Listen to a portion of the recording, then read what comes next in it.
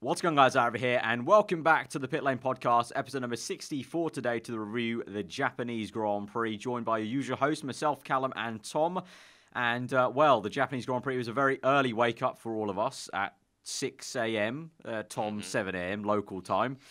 And it was an interesting one, let's say the least, really. I think there's going to be some very bipolar opinions about that race in the comments below, depending on what team you support. So we're going to get into this, but before we continue on, you may see a few little video issues. We're trying out recording the podcast now via Discord for the video, so there's a few little freezes, maybe, where the video freezes to our side, so apologies for that. Discord just launched video calling, so we're trying that out versus we used to do it on Skype, so just a few little teething issues there. But as usual from the last episode now, this podcast is sponsored by GT Omega, so you can use the code PitlaneF1 at checkout at GT Omega to get a racing chair or anything like that from the store, PitlaneF1, and that will directly support all three of us on this podcast. But let's get into the race then, guys. Started off, obviously, with a little bit of a teething issue for Ferrari with Vettel's car anyway, pre-race, with the engine cover off. And then, well, about, what was it, like very early on with Verstappen going on the inside of the hairpin, it was very apparent there was an issue. And then very quickly, it was like, yeah, there's an engine issue. Ended up being, I think it was a spark plug they were saying. In the end, I think they thought it was. And Vettel had to eventually retire. So dropping like a stone, and it's not something I didn't enjoy that, even as a Hamilton fan. I really did not enjoy that. It's twice in two races that we've had an engine cover off of Ferrari, starting in P2. Maybe starting in P2 is wrong for Ferrari. It's some sort of conspiracy, but it's I'm glad that Red Bull have still stepped up, because we've always been unsure as the running order. Like the last podcast, we didn't have a clue who was going to win. We all predicted Vettel. Sorry about that. Maybe one of us should have deviated from that. Maybe we wouldn't have had the bad luck. But in terms of the championship, well, we've got 4 races to go and a 59-point gap at the front. So unfortunately, this season that we've been hyping up all season has kind of fallen flat on its face in the last 3 races. Yeah, to quote you, Cal, it's pretty much all over. I think it's disappointing. I'm really gutted. Like, regardless, I mean, I consider myself a neutral, to be honest. Like, I say I have leniency towards Ferrari, but generally I'm just a neutral. And this race is hard enough to get up for us. I tweeted during the race, it's hard enough to get up for if you support someone, let alone if you're a bloody neutral. That was a really just slow burner, and any sort of chance of action we could have had got taken away from us, whether it's Hulkenberg's DRS staying open or the safety car possibly coming out when Stroll retired. Anything we could have had to make the race interesting, just absolutely nope. Even when Verstappen was catching Hamilton, then Alonso and Massa got in the way. Just nothing at all, and any bit of action, just nothing happened in the end. And it's a shame because, if you look at Hamilton's pace overall, similar to Malaysia, you have to wonder if Vettel was in the race, could they have had the pace to win it again? I mean, I definitely, after Monza, when we sort of analysed the tracks and which ones would suit Ferrari, which ones would suit Mercedes, we never thought for a second that Ferrari would really take 1 or maybe 2 of the race wins. Yet they've probably been the fastest out of every track since Singapore. So it's disappointing. And the fact Ferrari, if you class Raikkonen's penalty as an issue, both cars have had bloody problems for the last 3 races in a row. So that's 6 races, if you class it as 2 cars each, where they've just thrown away points, and Mercedes are going to wrap up the constructors also in the next race. So it's a real shame that since Hungary, when it was all looking so rosy for Vettel, and even Spa when they had a pretty competitive package, since then it's all just gone it's gone very sour, to be honest. Yeah, very pear-shaped. And that's the thing as well. How many times have we gone? What would happen if all 6 cars were going at it for the race win? We haven't even had that yet. Like today, we haven't even had 2. 3 of Hamilton them. and Vettel, we're waiting for that, and it's not happened yet. Probably won't it was happen all now. set up perfectly as well for Suzuka. I'm not going to lie. Today's race, it was a bit crap. But someone did point out on Twitter that the fact that the cars just generally look really good driving around Suzuka in the sunshine. It did make for a slightly good spectacle anyway, because obviously you have to qualify in 6, 7 a.m. I don't think you appreciate it as much as you did in qualifying. To be honest. Yeah, at least obviously qualifying you could wake up a little bit later, but it looked amazing after qualifying. I think we all knew that overtaking would be quite sparse, but we did see a decent bit of overtaking. Especially, like, to be fair, the Verstappen overtake, as much as obviously Vettel was slow in a straight line, to still lunge it up the inside. It still took us all by surprise. But I think in terms of Hamilton now, I think even he was shocked at the 59-point lead when he got told about it. I think Ferrari have got a few things to be considering, put it that way. But should we go through the start, in which actually there wasn't anything to really speak about regarding the start, because we know about Vettel's issues, which seemingly he must have had since the start of the race.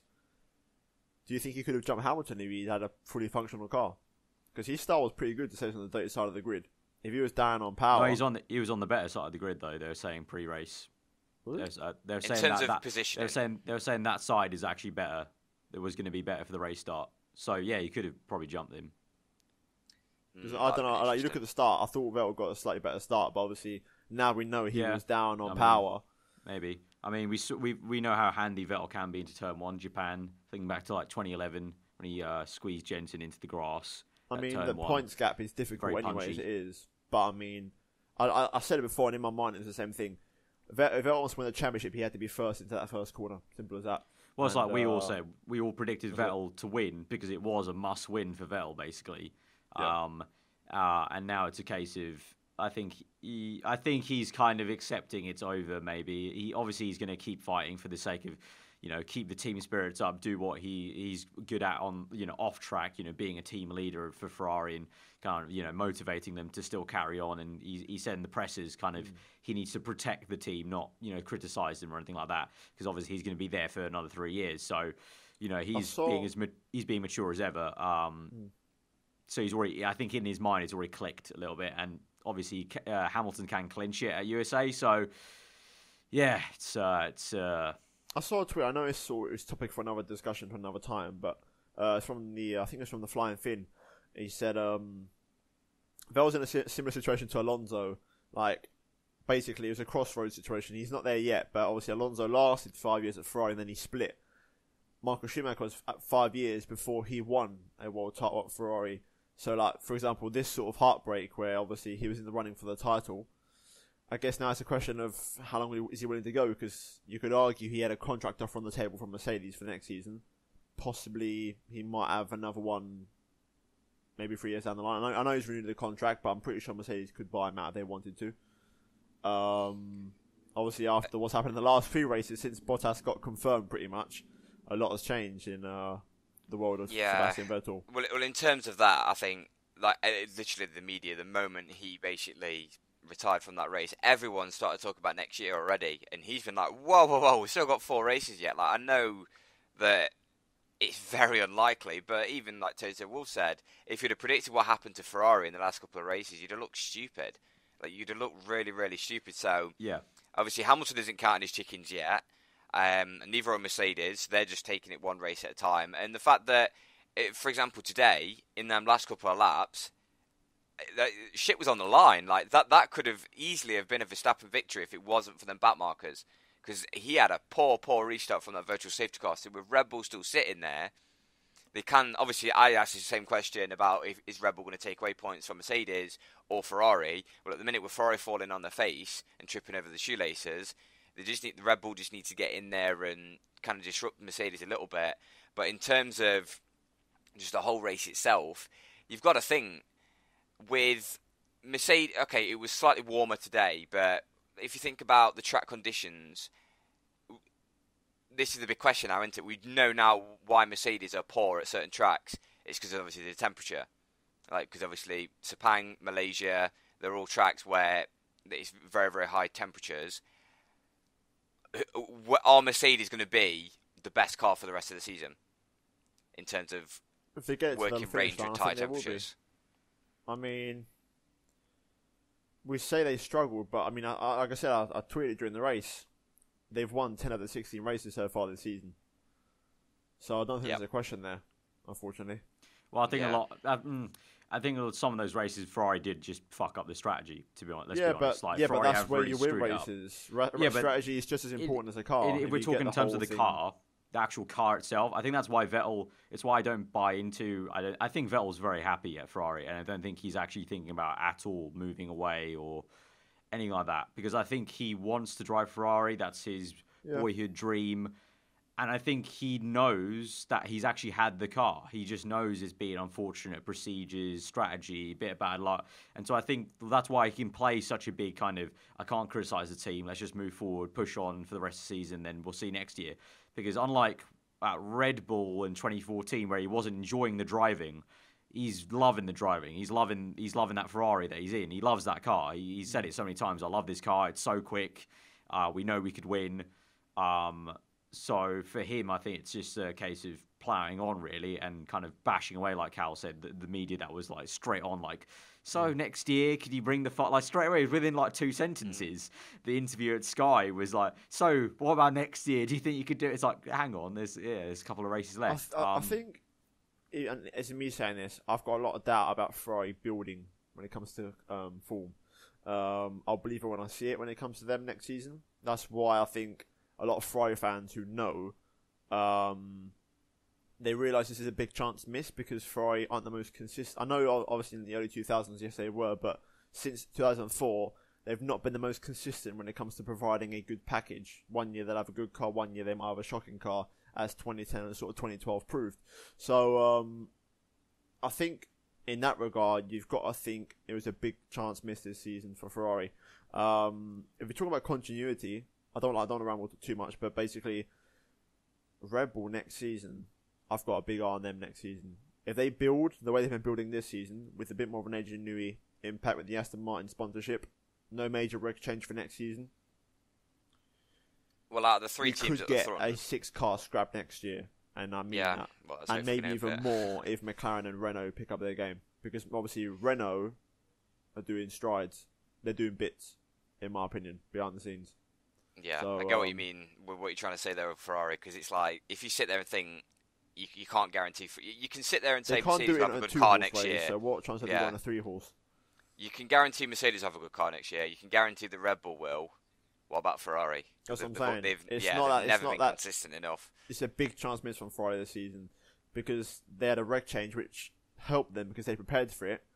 But as we see in the past, they're not really innovators. They copy people. This year, obviously, they brought some new stuff to the table because of the reg change, but I just don't trust them to develop the car, for example, the way Mercedes will. The way they've, as the season's gone on, they've got better. Red Bull, as the season's gone on, they've got better.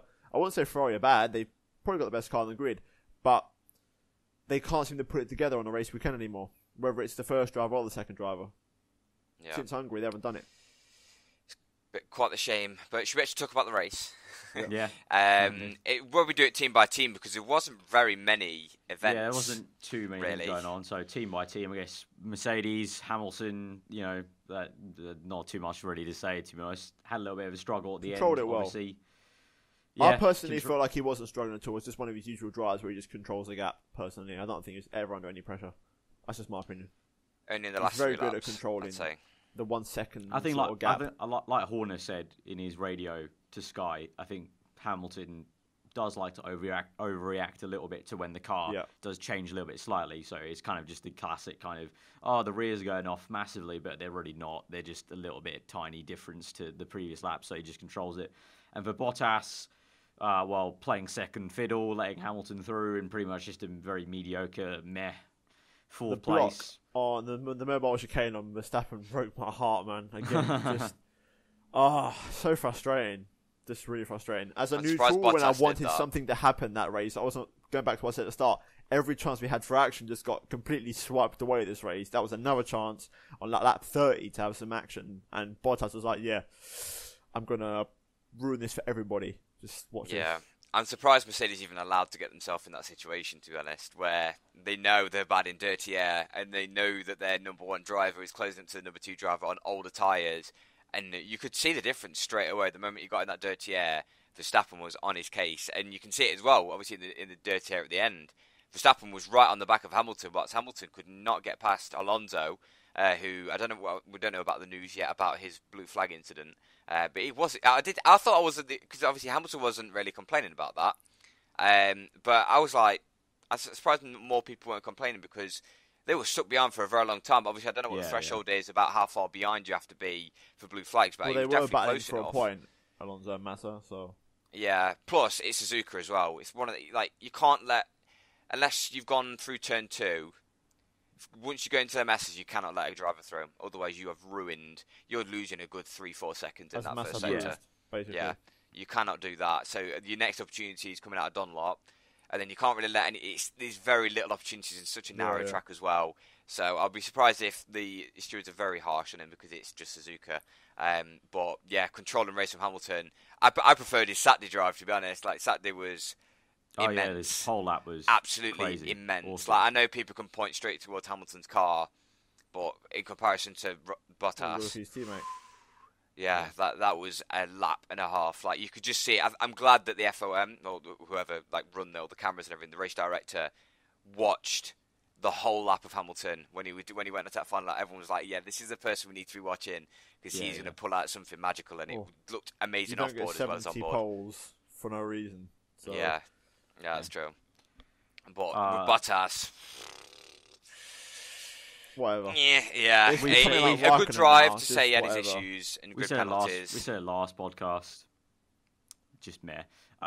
Red Bull. Second and third, double podium again. Verstappen, as we mentioned, very, very close to Hamilton. But yeah, generally a good drive for the two Red Bull guys. You could see Ricciardo probably a little bit frustrated at the start, being behind the Force Indy. He got a really, really poor start, and you could tell that drag difference, the straight line speed difference. But eventually got it then with a really nice move around the outside, whilst Horner was actually talking to the Sky commentator. So that's kind of nice. It's always cool to see what the team bosses actually like to react, what they react like when the driver does something, like in that little insight. Obviously, he's maybe putting on a little bit more than he might do because he's talking to Sky Live, but still. And then, yeah, I mean, just a really I'll be surprised if they don't get a 1-2 by the end of the season.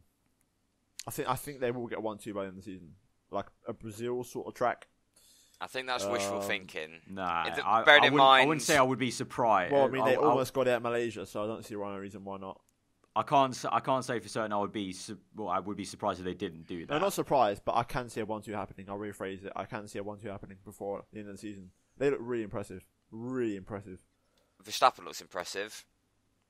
As for Ricciardo, I know he got held up, and I know he was on a slightly less downforce, but he has been shown up in the last two races.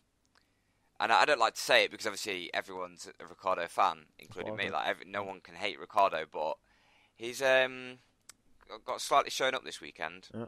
And I know he's staying happy and everyone's going that he got 8 podiums, but compared to Verstappen, the amount of times Verstappen has retired, but not only the fact that Verstappen was on Hamilton's case all race, at least 5 seconds behind, no further. I mean, Ricciardo's pace was better once he cleared the guy. I think he only finished like 8 seconds behind, so his pace wasn't that bad, to be fair. I mean, in the grand scheme of things, not like last race, if you know what I mean. Yeah, no, for sure. It was a lot faster this time around. Right, I mean, he qualified ahead of Verstappen, to be fair to him, so this one wasn't as bad as Malaysia. To be fair, the moment you say that Verstappen or Ricciardo is quicker than the other then proves you wrong, really. Yeah. But it does seem race pace-wise that Verstappen's had the upper hand. But at the minute, everyone's just enjoying their friendship because... I mean, they're good teammates. It's a good bromance, man. It's blossoming until next year when they have a good car and they inevitably... they clash. That'll be the day. When both of them clash, that'll be quite a tasty battle to witness. It'll be a sad day. 2010, mate. Happen again, please. Ferrari, well, we've talked about it. Kimi had a pretty decent race, actually. A lot of overtakes into turn one. But in the grand scheme of things, it didn't really matter too much for the championship or anything like that. But, you know, it was good to see. He gave us some action in the middle of that race when we needed some action around the outside, plenty of moves. And, you know, commentators kept bringing up, he's used to those kind of moves from the olden days. Honestly, I did have flashbacks of the 05 race. It was pretty good. Like, he had a good race. I thought he had a good race, to be fair to him. Yeah, I mean, for P11. Slipped off the circuit as well, hit Spoon at the start of the race. And it's true what they say. It's a track you can't really overtake at, to be honest, because it's such high-speed nature of the corners, especially this year of these cars. It's very hard to overtake. So, you have to make the move stick, and he did a good job. And that throw was quick in a straight line. Very quick. Yeah, it was good. Yeah, it was a bullet down to turn 1. Force India, the next cars, Ocon and Perez, 6th and 7th. Clean shut down on Team Orders. Oh, yeah. I mean, kind of Perez's Canada incident came back to bite him in terms of, like, can I overtake him? No, you can't. And basically just shut down that. They were looking really good. Ocon with a great start. He was up in the 3rd for a while. I had podium hopes at that point. I was like, come on, keep this, please. And then inevitably. Yeah, slowly, slowly. But still, again, 8 points, 6 points. Force India at the moment, 147 points to Williams 66. They're quite behind Red Bull, so they're pretty much in no man's land. They're in a world of their own. But my career mode. Yeah, that's perfect for Force India in terms of real life. 4th place, a lot of money, no pressure from Williams. Really, they can just try and keep on. They can basically go for the results rather than the points. Yeah, if you know what I mean. To be fair, I'm glad that management has kind of got on top of the drivers, because obviously a couple of races ago, no wouldn't have been an answer. It did kind of make me laugh, because like, please stand by for further updates. So basically, hold position, don't you bloody move. And then it was just like, no, you can't. It was like, we'll tell him to speed up then. There's no one in front, there's no one behind. Just get on with it. What you want, bring it home, really. Yeah, there's really no point. But it was a different situation to the Haas, which is the next team. Magnussen 8th, Grosjean 9th. Obviously, they were chasing down Massa, and so for a few laps, Grosjean was getting frustrated on the radio. Same thing as Perez, basically. Eventually, Magnussen did actually make the pass, but like you say, the Force India once Hulkenberg got out of the way for the pit stop, it was basically like, okay, there's no point fighting Ocon, just do it. Whereas Magnussen made a very bold move to the inside, caught Massa slipping a little bit into the brake zone, and then very aggressive as per usual with Magnussen. A little bit of contact on the front wing, but like Brundle said, I agree with him. It was fair enough because he made that move. He had the space to go down the inside. Massa tried to pinch him a little bit towards the grass. And then it was a great job for him to kind of have a kind of unintentional teamwork, because Massa being forced wide then meant Grosjean just slipped down the inside very easily. Really good move. Something people can hate on him for that. To be honest. Yeah, he's done quite well actually with that one. I think surprising actually, because sometimes you never know, like with them two cars, you don't know whether or not like they're doing good, they're doing bad. Grosjean was in the wall in Saturday. I know. They're literally like one race they're absolutely like woeful Q1 double knockout, and then the next race like today they're just like solid double points. Like Grosjean qualified 16th and Magnussen qualified 13th, and they've got a pretty decent double points finish. So they're weird, man. Weird. Bipolar. Yeah. Very bipolar, yeah. And then Massa rounds out the points. Obviously Stroll with the puncher incident. Unfortunate for him. I mean, he wasn't really anywhere, let's be real. He was kind of trying to hold up Van Dorn. But Massa was in the midst of it, and then obviously just got overtaken by the Haas. It's Williams, typical that, like, not only points. that's the thing. With points-wise, you think, Williams are doing all right, but just with that Mercedes engine in the back, it's just a frustrating car, because it's so shit in the corners, but it's so good in the straight line that it's such an annoying car to get past. It frustrates me, all this driver talk about Williams, but I mean, you look who's putting in the results. I don't know why one driver's guaranteed a seat when he's not doing great, to be honest. Well, to be fair, like, Stroll's been quite good recently. He's had a good run of form, like Singapore, Malaysia. He's had some good results. And he's been ahead of Massa as well. Yeah, Massa just has to really pull out the bag when he has to, like today. Yeah, to be fair, Suzuka's a driver's experience sort of track, but he seems to have got experience of getting in the way of the front markers, which is so frustrating. Like, I know I was thinking, can't you just like copy and paste each cars and just swap them around? Like, there's no like issue there at all. Like, I don't know what sort of solution you can have beyond the blue flags, but why is it always Massa that's ruining our fun at the front? It should be like VSC or something. Literally, the second you first wave the blue flag or a blue flag icon comes up in your dash, you've got 10 seconds to let the car pass or something. Literally, it should be like elimination race, like on the old like Need for Speed games. Yeah, like the moment you get lapped, you drop off to the side of the track. Yeah. You've got 5 seconds, or you've got 10 seconds to back off and get car through, or you're getting a penalty. Simple as that. Yeah. I'm surprised Williams actually got points though. Just to say, like, obviously, same with Haas, they've got points to Suzuka, which you think. How did that happen? It's the same compared to the start of the season. I was watching the Malaysian Grand Prix. My dad said to me last race, "What's wrong with Williams?"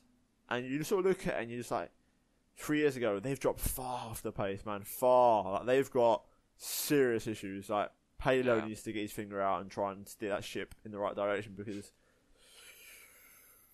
it's a very crap ship. If Sauber progress next season with an updated power unit and a bit of funding, McLaren bounce back, Renault improve, Haas will continue where they are. I mean, they could be they could be looking at a bad situation next year. To be honest. Backmarkers.com.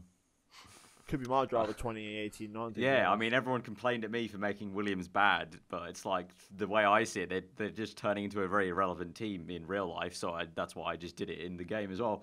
Alonso, 11th place, Van Dorn, 14th place. Tough day for McLaren. In reality, maybe expect a little bit. I mean, after qualifying, you would have thought they maybe did a little bit better, but in the race, obviously, you factor in that actually Suzuka has a lot of hills to climb up with that engine, and it's not an engine that can be put into fast mode, it looks like, for the entire race, unlike qualifying. So, a tough day. Van Dorn got unlucky because he got shoved off by Kimi on lap 1 and had to recover quite well. And I think I saw one of his engineers tweeting or something like that he actually ended up with the fastest first sector of anyone at the end of that race. So he put in a really good shift that kind of went under the radar in that race to just recover a little bit. Yeah, the moment he got forced wide. Yeah, he has free tyre choice. I'm surprised he didn't start on soft, to be honest, and just went for the one stop and did what Bottas and Raikkonen done. Because 10th really, because Alonso had the penalty, so he started 10th with a free tyre choice. Thought we could have. Obviously, I know that he got pushed off, but there was potential there for points. But it was just the fact that he got stuck behind Stroll, which was like Nightmare. a Williams versus a McLaren. That's never going to happen. That's what was so infuriating. Literally, every straight. Yeah, just pulls away. I can literally imagine, because the F1 game, how frustrating that must be. Yeah. Also, shout out to Van Dorn. Did you see the tweet? Not a tweet, but what he said in the interview. Oh, about the lap. It was like, so how was it? It's like pretty much the same speed down the straights as Super Formula. Pascal was not pissed, impressed. He was pissed. Furious. Like the same as a Super Formula Honda car. Ouch! Oh, like on their home ground as well. Dear. Like, oh dear. Literally, he hasn't said nothing all season, and at the home race, he pulls the sucker punch. He was low key, just savage there. He was like, he had that bullet locked and loaded. He was just waiting to just go pop and just let it go and just be done with it. And he dropped the mic. Renault P12 with Palmer, Hulkenberg retiring with the DRS issue, which was very frustrating because he was on fresher tyres. Overtook Gasly after a mistake and was looking like to chase down the Haas, so that was unfortunate. Robbed, as Tom said, of a fight there. Palmer in his last race for Renault, we haven't actually mentioned it because obviously it happened literally yesterday. It was really announced. Palmer is going to be leaving Renault. Sainz is going to Renault from next race. So goodbye Palmer. In his final race, he comes 12th place. It wasn't too bad, to be honest, really, for his strategy. It was a 2-stop strategy, so him and Gasly both with the 2-stop. Again, I don't know why Toro Rosso deciding to put Gasly on the most stupid strategy compared to Sainz. Well, Gasly locked up into the hairpin in a flat spot of tyre, and Gasly he was shouting on the radio. Yeah, he was like, "I need a new fresh set of tyres." Into the hairpin, he just completely messed up the right. Was that why he pit? Yeah, he pit straight away after. That's a little bit annoying, but obviously he could have had points. It is his second race in F1. Sainz, a really unfortunate way to end his Toro Rosso career this season. Acting like Palmer. I mean, he won't give a crap. He won't give a crap. But I mean, like after, I felt kind of like it was annoying after such a heartfelt message he posted on Twitter yesterday to then be like, "Oh, I'm out of the race." These things never end well, though. Let's be honest. I mean, look at Palmer, JB. F1, unlike football, is not a very romantic, poetic sport in that sense of when it's time for something to move on.